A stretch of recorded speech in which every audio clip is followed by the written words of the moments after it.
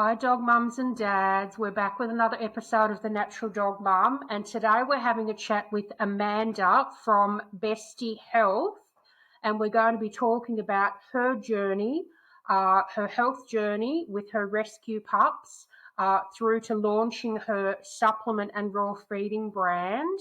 She's got some really, really interesting products, which included in the development phase a collaboration with the CSIRO. So lots of interesting tidbits to unpack.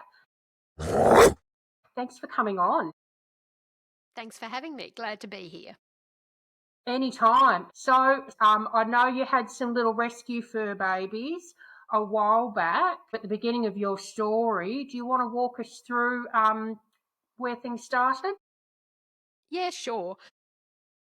The Bestie brand actually started in 2019, but the seeds for that were sown quite some time before because my husband and I had rescued two, let's just generously say they were little mongrels, and we had got those guys from Monica's Doggy Rescue in Sydney umpteen years before I started Bestie.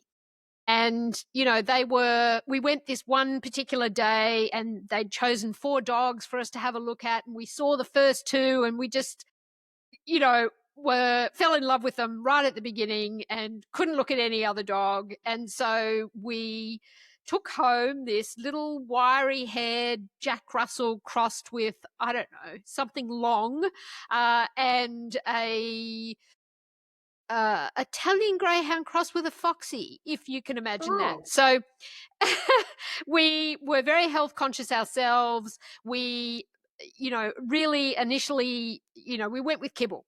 And then it wasn't too long after that I was a bit unhappy about Kibble. Michael, my husband, started to feed them meat. And then I kept walking around going, gee, I don't know, that gives them everything they need. I better start researching this. And I talked to the vet and they were like, just stick with Kibble. And really, that was actually how it all began. And I have to say that the dogs, Alfie and Mondo, lived to roughly 22 and 21. And we rescued them when they were about 6 or 8. So we had them for a fair chunk of time. We went on a whole sort of food journey with them for their main meals, but we also saw a whole lot of things happen because they got to very advanced years. And, certainly things like, being neurotic and anxious and some joint issues and cognitive decline, we kind of saw that gamut. And so really it was my experience living with those guys and trying to look after them the best way that I can that really led to Bestie. Wow, amazing. So did you have any background in the pet industry or developing supplements, food products? No. In short, I didn't. I had a marketing career and I had a lot of experience doing marketing for things like bricks and cement and fiber cement and a whole lot of really exciting construction materials.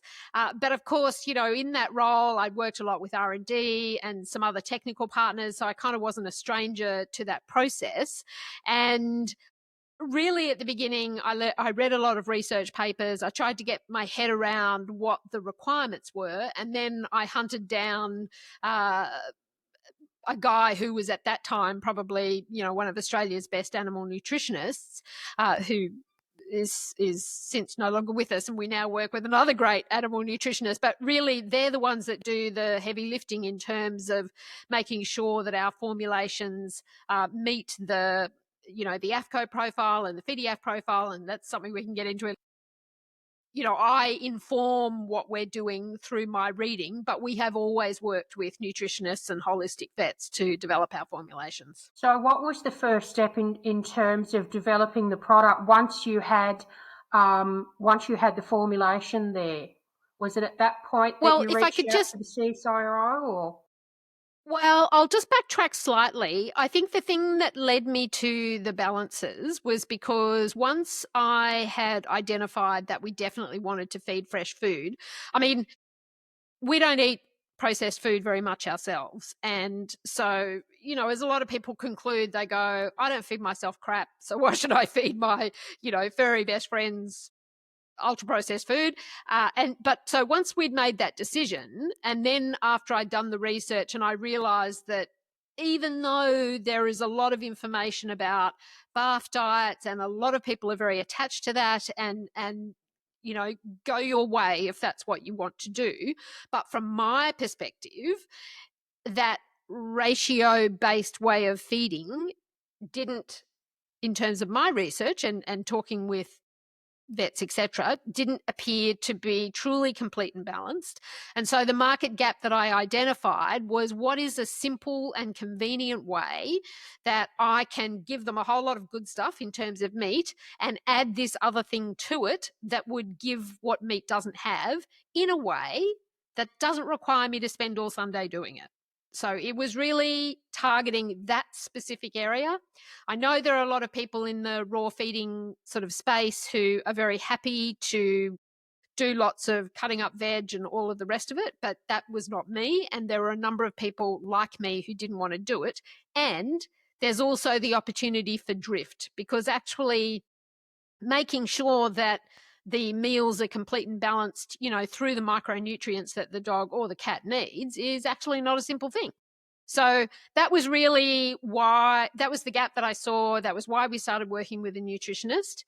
The approach to the CSIRO came for a different generation of products, and that's eating and much more about what natural or nutraceutical supplements might play a part in a diet that's already pretty good because it's complete and balanced and it's essentially unprocessed and fresh. So when you're talking nutraceuticals, you're talking sort of, I guess, the products that you'd consider an add-on when you're looking at supporting specific health issues? Yeah, that was where we began, definitely.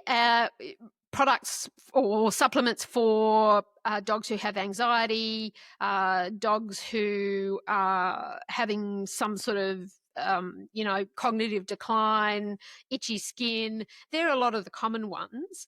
These days, we also have developed another generation of chews, which are really for those people who, Kibble is complete and balanced, don't get me wrong. And in this, in a situation where budgets are a bit tight for people, I can really understand that choice.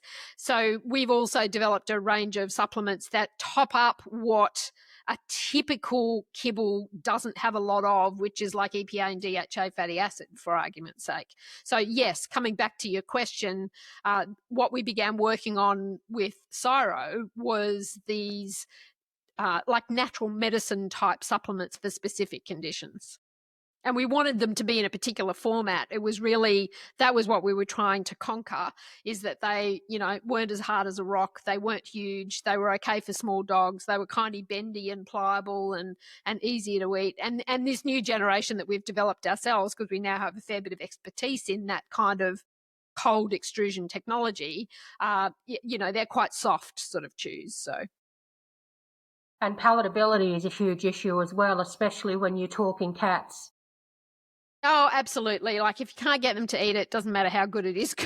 Exactly. You're not going to get them to have it. But that was also one of the reasons why we wanted to do chews for dogs, because, as any dog owner will know, like, we've wrapped things in bacon, shoved them in bits of cheese, done all sorts of things, essentially shoved my fingers down their throat to get them to have stuff. So that was part of what we were trying to do, is to develop formulations that were palatable and were in a format that got you over the hurdle of actually getting them to eat it so that they could then get some benefit. Absolutely. Not only that, I mean, they think they're getting a treat. They're convinced it's Christmas Day virtually, but they're getting all of this, additional nutrition and targeted ingredients that are going to support any particular issues that they might have. Exactly. Absolutely. So in terms of ingredients, just to give viewers a little bit of an idea, can you give us maybe a couple of examples of some of the things that are in the balancer that they're not getting from meat, that are an important part of that daily balance? Well, yes and no is the answer to that question. Partly because we use typically a whole food approach versus they need extra vitamin A, so let's put some extra vitamin A in it. So, for instance, the balancer has sunflower meal. Now, the sunflower meal does a number of things, but it's also partly there for choline. We include, and I'm just looking at the ingredients as we speak, we include green lip mussel. So green lip mussel is in there for its, chondroitin, glucosamine, but also some extra fatty acids. So it's working synergistically, if you like. Really, the challenge with a balancer or the challenge with meat is that there's two things, I think. One is that the different protein sources themselves have different fat levels, and fat is the biggest driver of actually how much they need to eat. So really, the meal that you feed them of roux is probably going to be a hell of a lot bigger than the meal that you feed them of lamb. That's often not something that is really well reflected or well articulated on the back of the Kibble pack, for argument's sake. And I know that some of our customers get a bit thingy with me when I say to them, when they ask me, how much should I feed? I go, well, you should use our calculator because it actually works it out by, age and activity level and the protein source. And it does that for a particular reason, because lots of dogs get fat, just like us.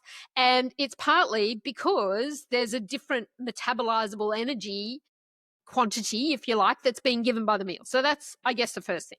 And then the second thing is that the levels of micronutrients kind of are greater or lesser in some proteins versus another. And so the challenge with a balancer is, if you take 7 or 8 different proteins, how do you formulate something that's actually going to fill the gaps but not over and underdo it across those 7 or 8 proteins? So that's why it's not exactly a simple thing. And it's also, and I will get around to your actual question in a minute, but just while I'm on my soapbox, it's why I get a bit irritated sometimes when people go, oh yeah, my topper product, yeah, that's a balancer, and just add it to anything. And I think, well, that's not a balancer, because you need to know what on the other end. If you think about a seesaw, a seesaw can't be balanced unless you know specifically what's on the other end of a seesaw. And this is exactly the same concept. So that's why we say this is formulated to go with muscle meat. It's not formulated to go with meat that's got bone in it. And one of the reasons is because we include bone meal, and also a product that comes from algae that is like a calcium product. And so we've calculated the quantity and ratio of calcium and phosphorus that needs to be in there. And we can't do that with some varying quantity of bone. So that's why we would say this is a product designed to go with muscle meat. Then some of the other products that are in there, provide general nutrient support, like beef bone broth is one of those. Some of the things that beef bone broth, the micronutrients that they provide, are they in the AFCO profile? No, they're not, but they're definitely beneficial. So that was probably a long answer to your question. No, it's really important to note, though, and you're right, that is something that a lot of people don't think about. It's not a case of whether you've got chicken in the bowl or roux or lamb or beef. To balance it out, it's not going to be the same combination. It's not going to be the same amounts. It's going to be completely different. So the calculator that you mentioned is a really important tool, actually. That's on your website, yes? It is. We have that for each product. The other thing that I think is important to stress is that, and I've mentioned it a couple of times, so the AFCO profiles, that's the American, I don't know. Anyway, basically, I keep forgetting what the AA is for, but regardless, it's essentially the nutritional profile that we use here in Australia, and the European one is FDF, and I know that you know that, but just for listeners, and it's typically there's a growth profile, and then there's a maintenance profile. So when we're formulating the balances, we're formulating them so that they will meet the requirements for a dog that's either growing like a puppy, or one that's pregnant, or one that's in adulthood. The thing about that is that the AFCO profile is an agreed minimum. it's not actually anything about optimum health. It's what is the minimum that a dog needs in order to survive. And survive is really about, reproducing and kind of living. So it's, I think, important to say that when products are formulated to be complete and balanced, what they're doing is typically meeting that minimum threshold. But if you think about it, dogs need different things as they get older. And so one of those, I would argue, for instance, is extra antioxidants as they're getting older, because as dogs are getting older, just like us, they're building up oxidative stress. Now, dogs to an extent can synthesize their own vitamin C, but when they're stressed or as they're getting older, that capacity diminishes. And so that's one of the areas where it's not in the AFCO profile as a sort of minimum requirement, but you would argue it's super helpful. And so some of the things that are in the balancer, and this has always been one of the things that's a little bit hard to communicate. Yes, it completes and balances, but it's also got other stuff which actually helps the dog along the path to optimum health. Absolutely.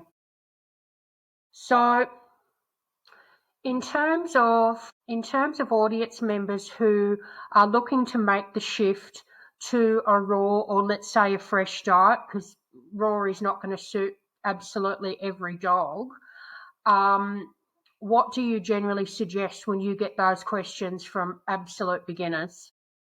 Where should they start in a way that's simple for them to get their head around, but also making sure that the dog is getting not just the basics, the bare bones, but the optimum level of nutrients? How do you normally start people off? Well, I would really argue that our products fit this bill. That's what they're designed to do. It's one of the reasons why vets like them, because they're an easy entry point. And it's basically buy meat, buy muscle meat from the supermarket or the butcher, and then add our product to it in the recommended quantities. If your dog is, if you know that they're a little bit fussy, then you can do a sort of staged transition from whatever their previous diet has been to another. But a lot of dogs will actually transition quite quickly and quite well. So we do have a little sort of transition table somewhere on the bottom of the website page, I think. But that could be a process of 25% the new diet one day and 75% the old. Try that for a couple of days and then slowly shift the percentages. Generally speaking, though, for a healthy dog, they can make the change relatively quickly.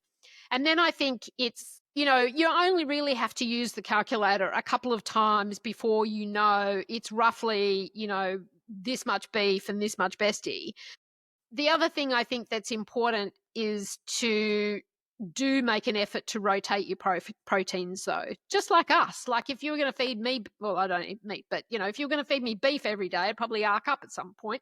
And also, that's how food sensitivities can develop. So it's a good idea to mix your proteins, not as in the one meal, but you might feed, beef for 2 or 3 days and then switch out to chicken, switch out to something else, and it will become easier the more that you do it. So yeah, if you then want to progress to doing something fancier, knock yourself out. But this is, for a lot of people, is just a very easy and foolproof way to approach it. Oh, absolutely it is. Look, I'm a raw feeder myself, but I don't have time to sit there and chop everything up and balance everything properly. Most people don't. So if all you have to do is buy the muscle meat, check the amounts on a handy-dandy little guide on the website, mix and away you go. It doesn't get any easier than that. No, and the other thing, some people like to do things in bulk. Excuse me, and so they do ask me questions about this. And the rule of thumb basically is that for an adult dog, our all-rounder balancer, which is the one that kind of goes with every protein and is suitable for puppies and adults, for adults anyway, it's 5% of the meal. If you've got a kilo of meat, well, the kilo of meat is now 95%, and you're going to work out what 5% is going to be. Bang those two together and freeze it if you want to, and then feed that from your bulk supply. That's also another easy thing.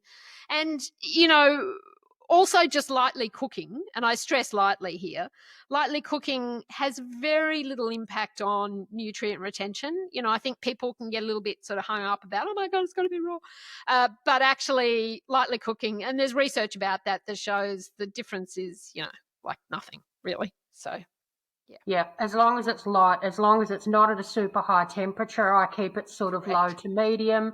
I'm just barely adding some colour to it. I'm not necessarily cooking it all the way through, but I find if you've got dogs with digestive issues, which one of mine occasionally has, it just makes it easier for him to digest without him having a reaction. And sometimes that's the case as they get older as well, that they kind of progress to that. So, Yeah, absolutely.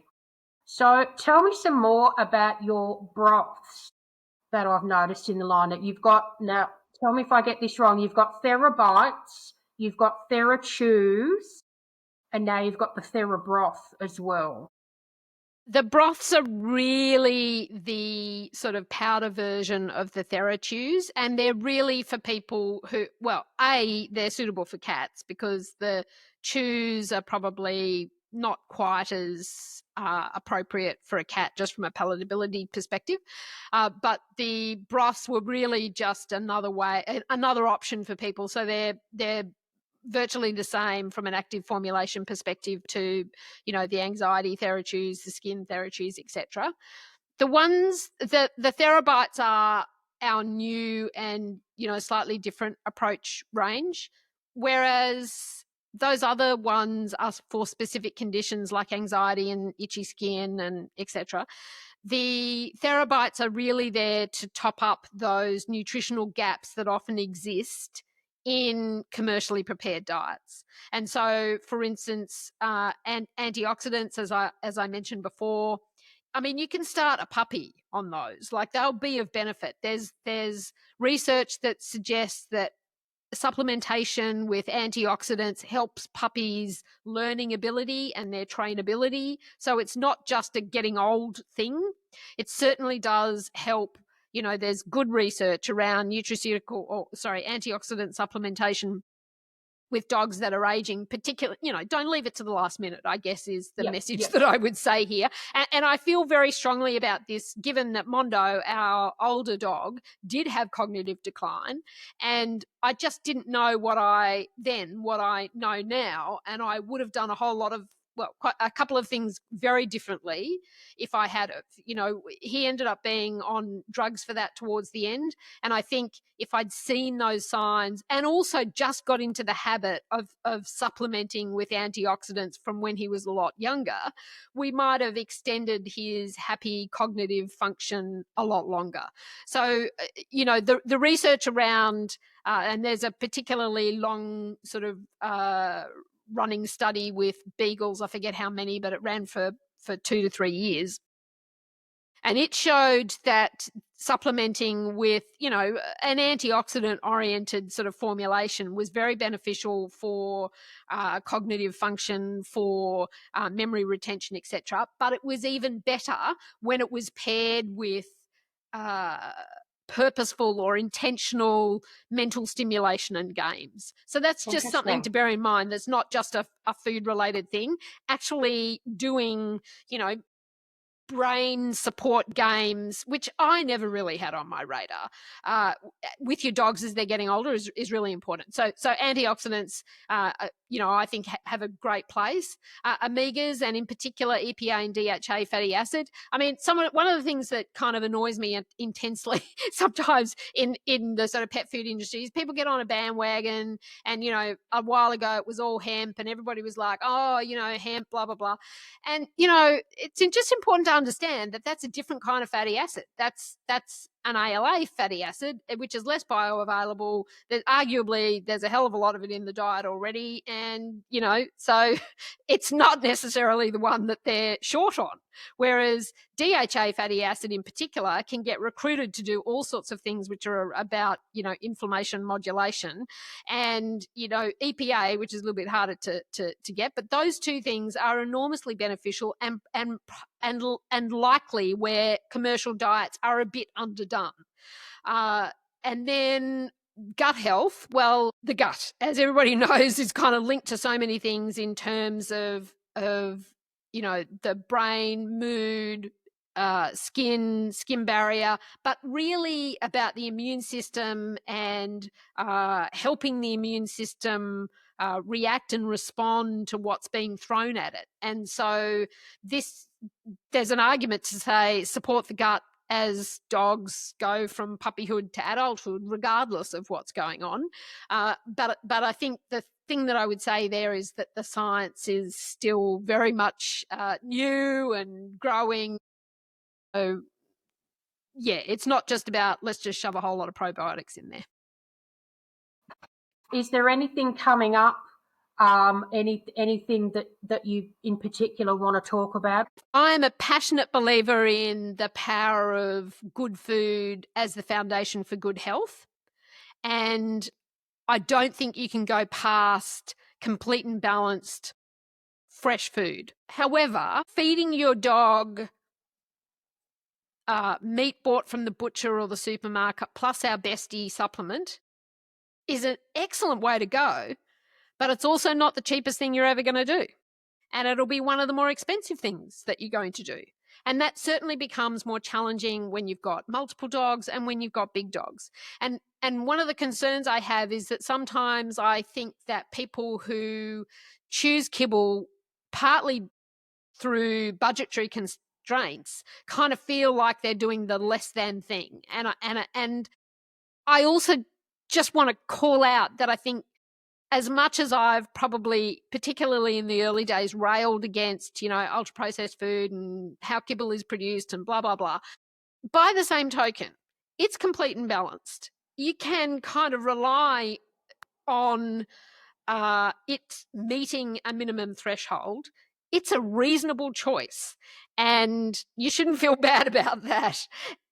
And topping it up with some things may be a great way to do it. And maybe weaving in a few treat meals may also be a great way to do it. And if I could just add one extra thing, I say all of that about fresh food, knowing that that's also one of the less sustainable things you're ever going to do. Actually, you could argue that Kibble is a whole lot more sustainable from an environmental impact perspective than feeding your dog fresh beef. I mean, the Bestie less so much, but fresh beef, that's a bad choice from an environmental point of view. So I don't want to skip over our kind of a holistic view about this. And actually, you can feed your dog a vegan diet as long as it's complete and balanced, and it will do a great job. So that's also a possible path. No, I agree. One of the things I say to people is, look, a fully fresh diet is not going to work for everyone for different reasons, but there are ways that you can still feed fresh and still feed Kibble. It might be, as you said, using toppers. It might be just replacing a little bit of Kibble in that bowl, with something that's fresh. It could be if you've got bigger dogs like I do that are hungry little hippos. It could be that you're using the muscle meat with the Bestie and you're using that and maybe substituting half of the Kibble in the bowl. That's still a healthy option. Yeah. So there was I think in the earlier days of sort of raw feeding, there was a bit of kind of... there was a lot. I'm not a huge fan of Kibble myself at all. You will not find it in my house. You'll only find freeze-dried and air-dried. But that being said, that's not going to suit everyone. And I had to learn that not everyone is an obsessed dog mum like I am. People have different ways of doing things. And sometimes I need to learn to just smile and nod. Yeah, and look, I've relaxed my view about a lot of this as well. And I think one of the things, when Anna and I were doing the podcast, I think one of the things that I started to get my head around was that, from an environmental perspective, which is an important perspective. So protein choice, I think, is important here. Beef is one of your less sustainable choices, and, chicken is a more sustainable choice. It's probably the least. The least. So, just not being starting to think about kibble as actually, sorry, this is the thing that I wanted to say, that there's been a whole kind of move that I think has come on the back of raw feeding towards, food grade, human grade food. And you can argue that kibble really does a good job of using offcuts and some secondary still with nutritional value products with increasing standards, mind you. Like I think that's important, but that is kind of a sustainable choice. So using those kind of secondary products in their kibble products is a good thing from an environmental perspective. Anyway, I know that's not entirely your focus here, but it's just worth throwing in when people are making these decisions. Yeah, absolutely. Thank you so much. It's been really lovely chatting with you. No worries. Thanks very much for talking with me. Not a problem.